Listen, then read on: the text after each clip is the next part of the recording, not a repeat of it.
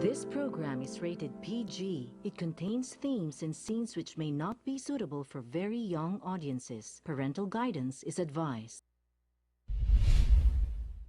Be advised that the views and opinions of the hosts and guests do not reflect those of the station.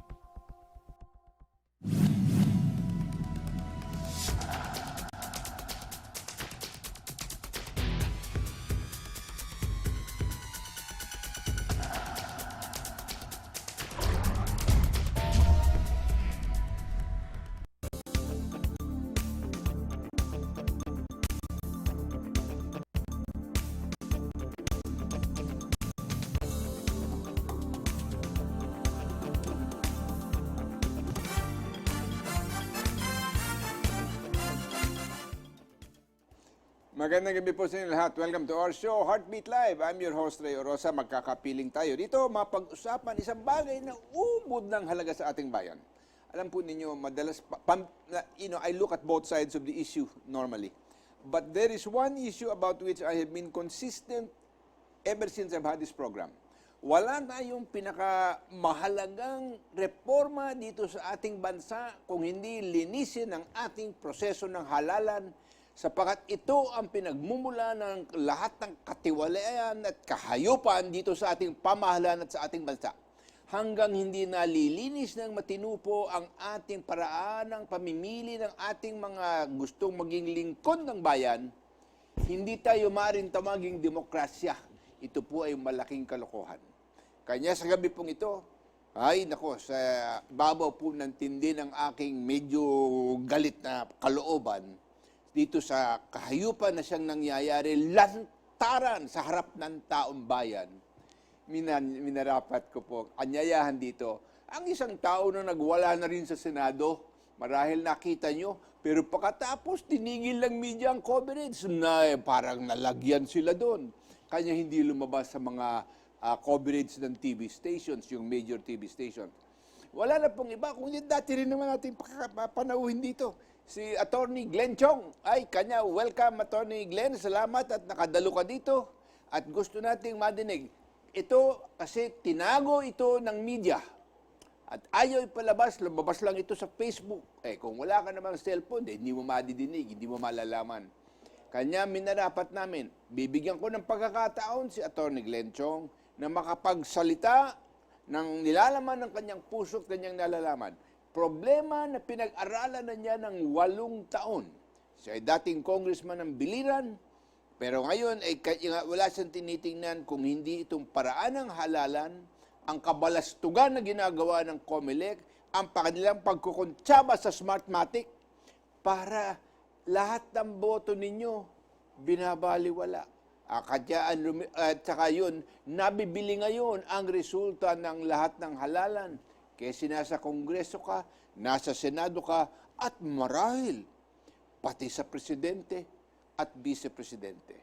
Kanya ngayon po, makinig kayo ng maigi, sapagkat marami kayong matututunan at makikita ninyo, maaamoy ninyo, madidinig ninyo, kung gaano ka sagwa ang paraan ng ating halalan, at ito ang nangangailangan ng pangunahing atensyon.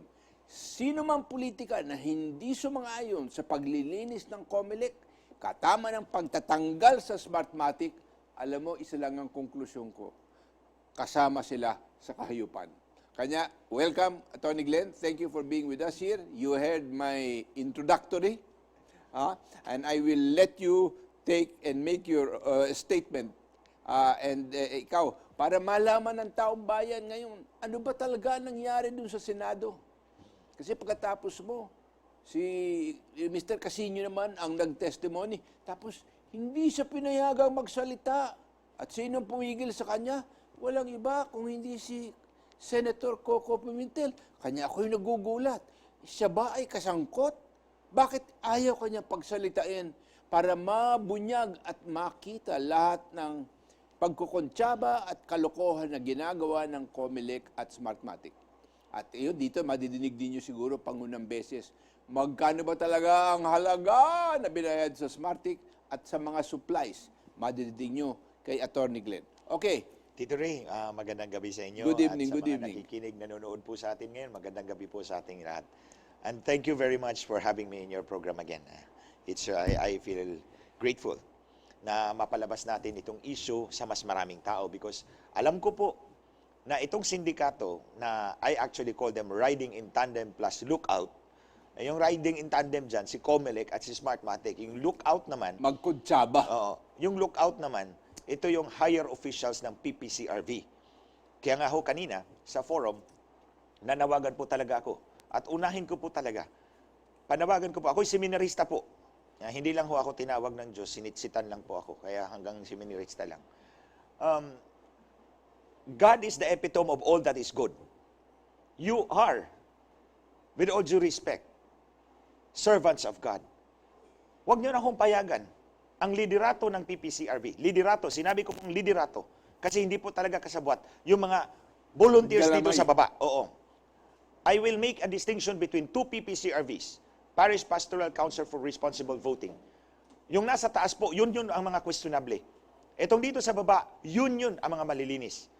So, kung maaari lang po, yung CBCP, aksyonan na po ito. Wag na po ninyong ipagamit ang Parish Pastoral Council for Responsible Voting or any semblance of the church na ipapagamit yung pangalan kasi ginagamit lang po talagang deodorant nitong syndicate riding in tandem na Comelec at Smartmatic. Kaya nangyayari, ang PPCRB ay naging lookout na rin sa pagpatay ng demokrasya at halalan sa ating bansa. Hoy, ako, I can add to that. Ha? In a previous presidential election, when I was helping one candidate, nilapitan ako ng supposedly representative ng PPCRB. Yes, sir. Offering to supply me for a consideration 50,000 IDs ng PPCRB na pwedeng gamitin ng isang kandidato. So, ang ibig sabihin, may lumapit po sa inyo para magbenta ng PPCRB IDs Yes. na galing din po sa PPCRB. Yes. That is only one case, Tito isa Ray. lang yun. I'm only speaking out of my own experience. In my case, ang napag-alaman ko, actually, marami ho kami. May mga abogado nga po doon eh. I think I counted 14 of us. Nag-present po ako ng dayaan, na issue ng dayaan. Meron ho isa akong katabi at sinabi po sa akin, Attorney, naniniwala talaga ako sa sinasabi mo. Kasi, nung halalang 2013, nag-take ho siya ng leave sa trabaho niya at pumunta ho siya sa Northern Luzon para tumulong sa isang kandidato. Aba, may naglako doon ng dayaan. Isang grupo ng Comelec at isang grupo ng PPCRB. At ang grupo ng PPCRB ang nagdala ng PICOS machine sa kanyang harapan.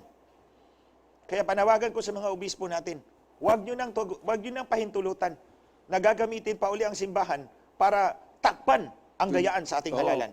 Huwag na hong To natin gamitin. deodorize the cheating. Kaya nga, tawag ko po doon, Tito Ray, deodorante. Huwag na po natin gamitin ang pangalan ng Diyos para gawin ang isang karumal-dumal na kasalanan sa bayan at sa bansa.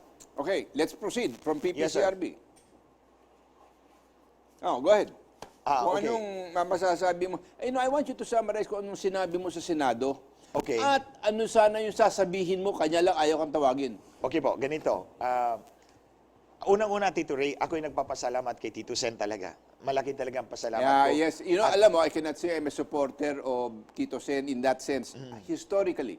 But, Senator Tito, I admire you and I commend you for taking the initiative to expose all this nonsense. I hope hindi ka bibigay. I hope hindi lalambot ang iyong paninindigan dito tungkol sa ating halalan. And if only for that purpose, you will always have both my gratitude and my vote. And I hope others who are listening will do the same. Yun nga po, Tito Ray, gusto ko talaga ipalabas ito na kung hindi naman talaga si Tito Sen ang nagsimula, hindi talaga maipalabas ito sa loob ng Senado mismo. So, noong March 6 and 14 po, nag-deliver po si Tito Sen ng 2 privilege speeches tungkol sa dayaan sa halalan noong 2016. So, nakita po namin, kumuha po actually kami ng kopya, yung grupo namin, Tanggulang Demokrasya. Kumuha kami ng kopya, and then nakita po namin yung mga excerpts ng log, DNS log.